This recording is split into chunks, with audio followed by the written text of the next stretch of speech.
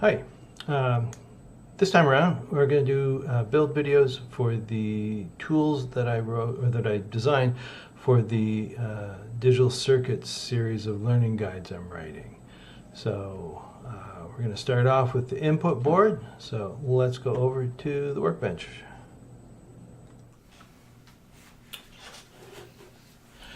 All right. So here is the board, the prototype I did.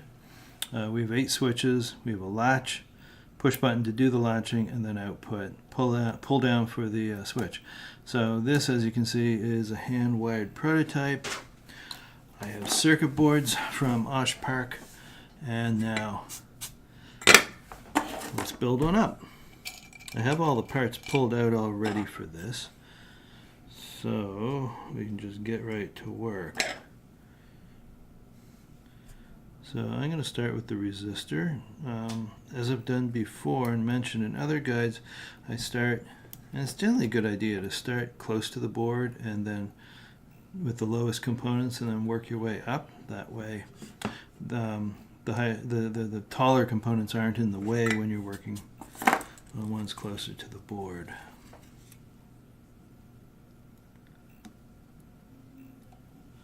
That's not quite it. There we go. That joint didn't quite go. There we go. That's better. And we'll snip those leads before doing anything else.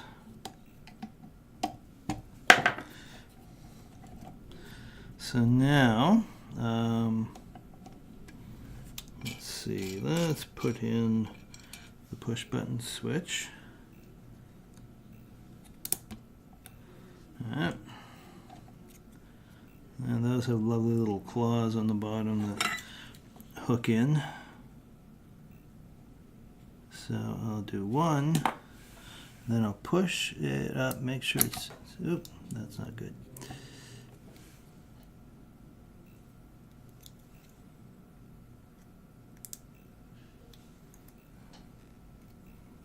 Yeah, so that's an example of what not to do. So we're going to have to clean out that hole because when it came out, see, even the most practiced of us make mistakes there.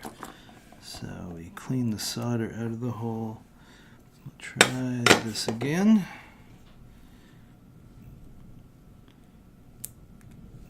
Pop that on, and we'll just assume its little claws are going to hold it in place and not get too aggressive. It looks like that's what they're doing.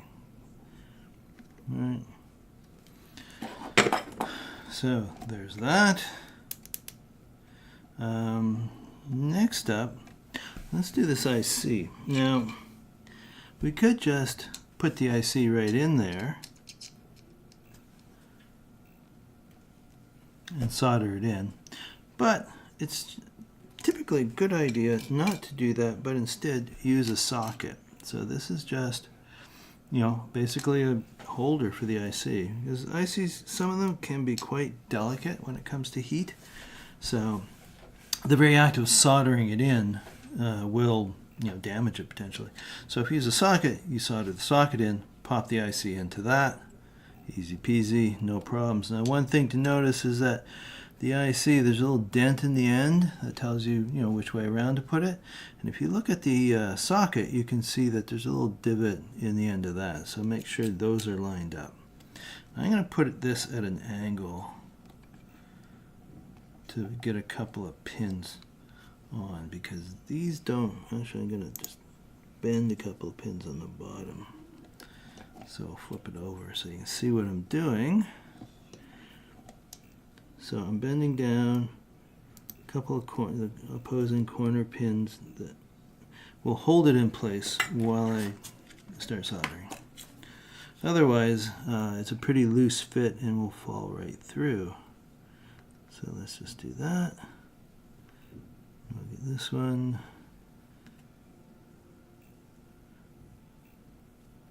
Alright, now let's just go through.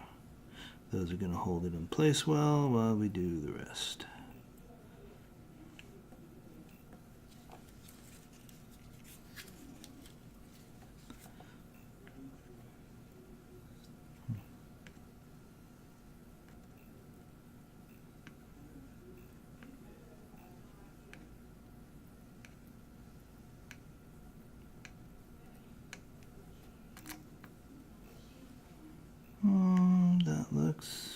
pretty good. Okay. So that is the IC. Actually, there's one there that looks a little sparse. Let's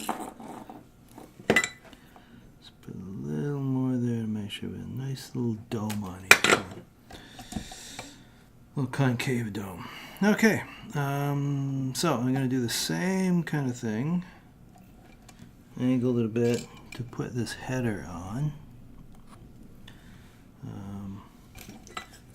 This we can't really bend on the bottom, so I'm just going to gently solder one, and then while I melt that, straighten it up. That looks good, and that one pin will hold it in place while I go through and solder the rest.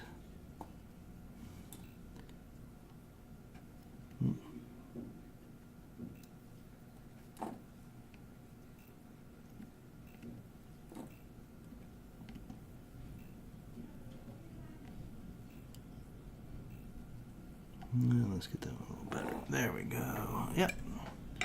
That looks pretty good.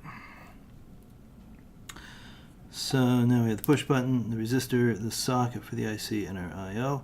The rest of it are these switches. Now these are pretty loose in here too, so again I'm going to just put it at an angle and sort of tack these on.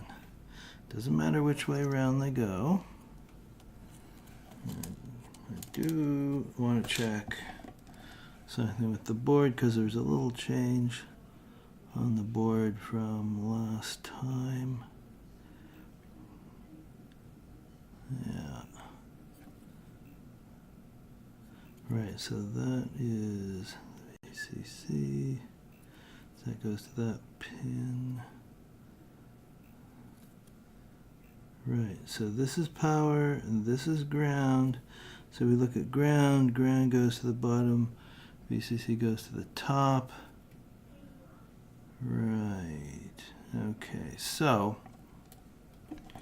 one thing I need to do is clip one of these pins off because we only want it going to ground, which is going to be, verify, VCC, that's ground. Ground is this row closest to the IC. So when we put these in, we want two pins like this in the middle, of course, and toward the IC. So, tack that in.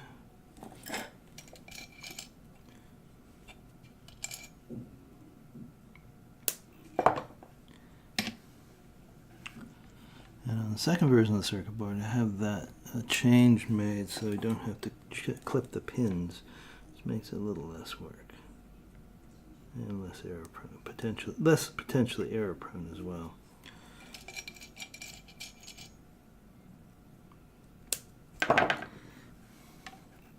But I thought I'd do these videos with the boards I have rather than wait for the next round of boards to get made. The boards themselves are pretty much the same. I've adjusted the size and shape slightly so that all of these boards are all different sizes now and shapes. But the second round of boards will all be 40 millimeters by 60 millimeters. All the same size, all the same shape. And then I will design a 3D printed case for them, which will keep the bottoms from, possibly being shorted and whatnot. Always a good idea.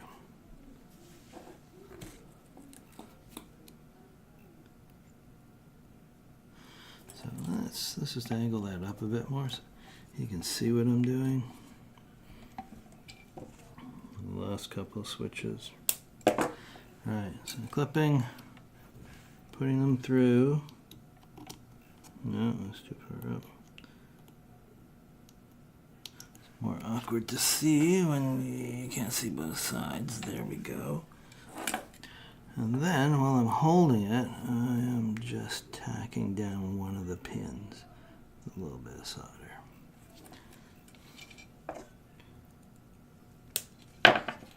All right.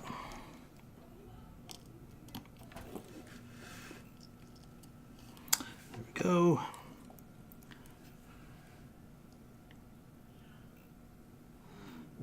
Okay, so how do they look? They're a little bit off. So what I'm going to do is I'm just going to go through. That one's a little off, so we want to tweak it. So I just, while there's only one pin soldered on, I can go through and just soften up the solder there and adjust it, and those look pretty good. Alright, so now we'll flip it over and we'll do the soldering for real. We'll do the other pins first.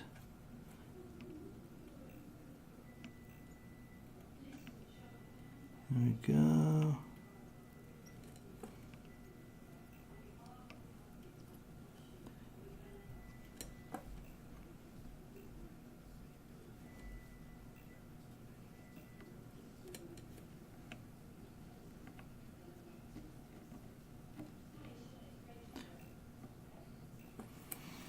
There we go. That's it. Other than power. Another change I've made to the second round of boards is that I've made this power connector sort of a standard size, standard header size, so we can just use regular jumpers just to hook it up. For these though, I have to use, have to wire it right on. Okay, so this is the VCC, 5 volts.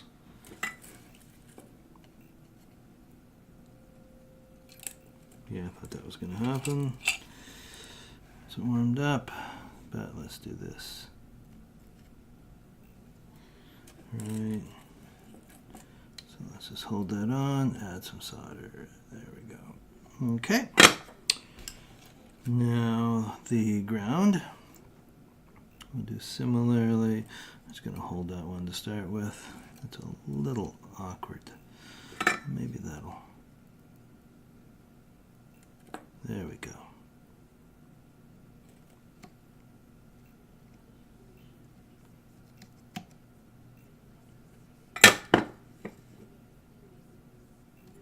There we go.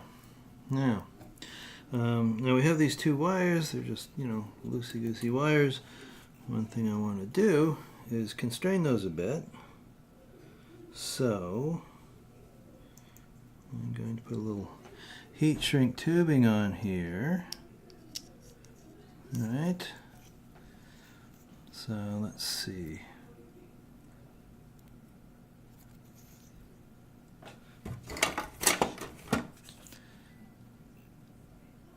Let's do that there.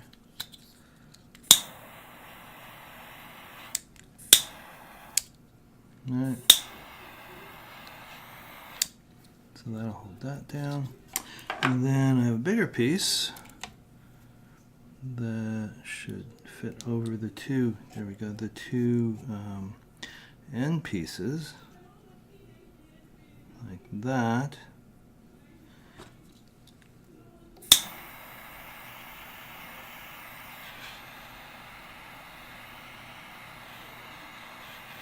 And make a nice little, you know, hold the 2 together so they'll plug in well and stay together. And now all that's left is to add the chip in. Notice the notch in the chip. There. And we're done. And now that's nice, neat. We have to clip off these ends, so we're not quite done. My mistake.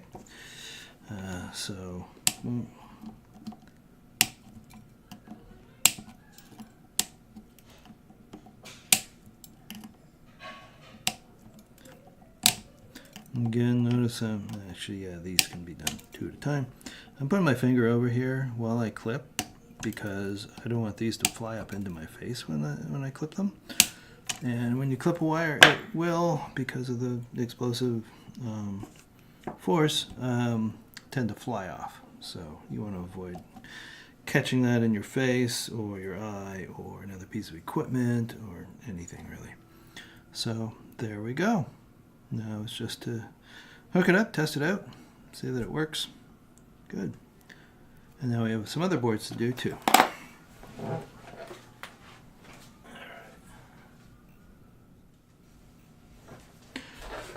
Okay, now let's show this in action. We have it hooked up on a board. Power to the board. Board's powered. And I have my logic probe here. So you can see we connect that to ground. To a low signal, it goes red. To a high signal, it goes green. So we can see that all these outputs are low. And the way the circuit works is a latch. So if we say, okay, let's make the first one here high. Well, the output is still low until we push the latch button to lock it in. Right? Now the other ones are still all low. That one's high. So if we go with pattern, if we say, okay, we alternate ones and zeros. Right, so we can see along here we're alternating. They're still all low. Set that last one. Latch it in. We can see low, high, low, high, low, high, low, high. Right? Let's put all low but the two outside ones. Right? Latch it in. We see we have high, and all the rest are low until we get to that one, which is high. And that's it for this circuit. So you could wire these to inputs into your logic circuit that you're working on, set the input levels you want, send it in, set new levels, send it in, and with the next board we build, you could be watching the outputs.